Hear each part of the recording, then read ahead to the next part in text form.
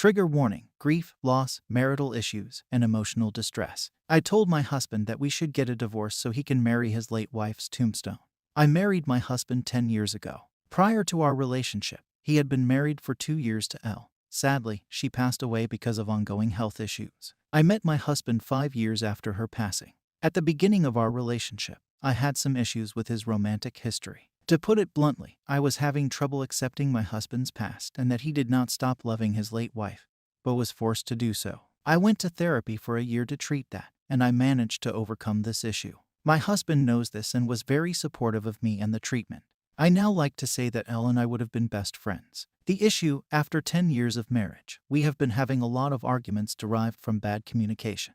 We just seem to blow everything out of proportion. About 3 months ago, every time we had an argument, he took the car and went away for hours. When I asked where he went, he told me that he went to see her. Now, this is very weird from him because he, at best, visits Elle's grave 3 times a year. I then asked him to not run away every time we fight and to please tell me when he goes to the cemetery so we can go together. He just brushed me off. He has been doing this for months now, and it is destroying me. The feelings I fought for the first year of our relationship are coming back. I am sad all the time, and I cry at night. But my husband just keeps going away for hours. At this point, I think he is doing it out of spite more than anything else. Yesterday, I reached my limit. We fought over freaking trash. That's how petty our arguments are. He took the car at 4 p.m. and returned at 11 p.m. I was waiting for him in the dining room. The combo went like this: me, where were you? HB, I visited her again.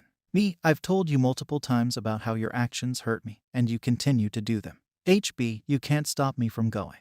Me, well, we can get a divorce. That way, you can marry Elle's tombstone, knowing that you care more about it than our marriage. I could see the shock in his face when I said that. I apologized immediately, but I think he did not hear me. I saw how he started crying. He has been locked in his office since yesterday and refuses to get out. I feel like the biggest arsehole ever. What I said was a low blow and something horrible. I attacked him where I knew he was going to be hurt. But at the same time, a part of me thinks that what he is feeling right now is just a fraction of what he has put me through for months. I literally made a vow to Elle the day I got engaged. I told her, you can take care of him from heaven, and I will take care of him here on earth. I broke that vow. Is there any way I can salvage this relationship?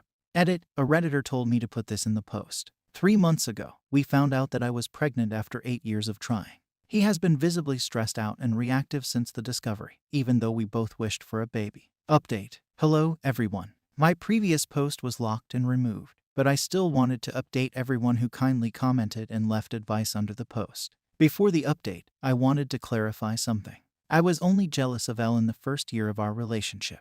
But as I said, I worked through it in therapy. Throughout my relationship with my husband, I've hosted dinners in her honor, ordered embellishments for her grave, pushed my husband to reconnect with his former in-laws, and even placed her on my altar of Idontworkherelady alongside my family members. I consider her a friend, even if I never met her. The update: we agreed on temporary separation, since we still don't know how we are going to co-parent and stuff like that. Shortly after my post, he came out of his office. I made us both dinner, and we talked. First, I apologized for what I said, but I told him that the point still stands. I then asked him if he truly goes and sits at her grave for hours. He said that he does not. It turns out that he sits at her grave for an hour at maximum, and then goes on a tour around the city, visiting their favorite places. He goes to restaurants, asks for her favorite dishes, and drives around her favorite spots in the city. I then asked her why. Why was he doing it now that we found out I was pregnant after so much trying? He said that he could not avoid thinking about what it would have been like to raise a child with Elle,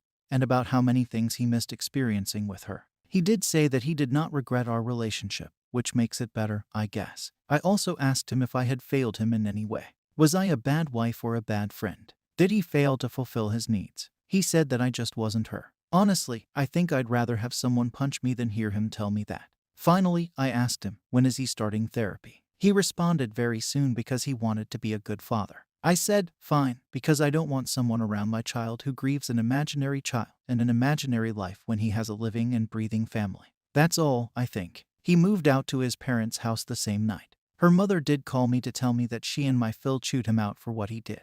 I thanked them and told them that I am still very interested in them having a relationship with my child, and that they should not pay for their son's mistake. I also visited Elle. I apologized for breaking my vow, but I hope that she is able to watch over her husband and help him through his therapy. I want to thank everyone who helped me realize my mistakes and how I was neglecting myself. You were all very helpful, and I owe you all a lot. Final update. Hello, it's me, again. Since my last post, a lot has happened. I gave birth to my son a bit over a month ago. He is the most beautiful baby ever. I love him more than anything. I've also been going to therapy, and it has been great. Overall, life is kind of dreamy right now. It doesn't seem real. Anyway, since everyone here was so helpful last time, I figured I would ask you for advice in this situation. After our separation, my husband started therapy. He was diagnosed with depression and is on medication. He also started to attend a grief support group. Since all of this happened, he's changed so much that it's like he's a different person. During all of my pregnancy, he's been so supportive, helpful, and respectful of my boundaries. He is also very apologetic and has asked for forgiveness for everything that he put me through this past year. Like, he made a list of every way he failed me and apologized for each one of those things. I've also attended various of his therapy sessions, apart from marital counseling.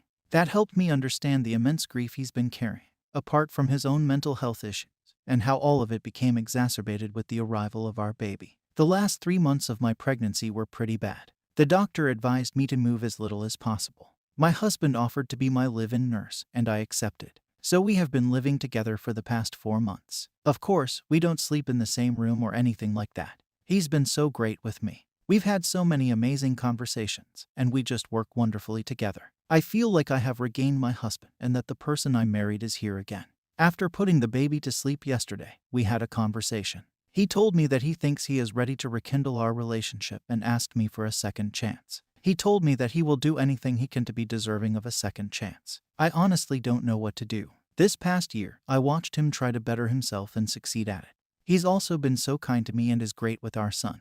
But I also know that he is in a pretty vulnerable state right now, and I really don't know if I would be able to pick up our relationship where it ended. I don't know what to do. Should I give it a try? TLDR, my STBX husband has changed. He asked me for a second chance, but I don't know what to do given how our relationship ended. What do I do? Thank you for watching the video.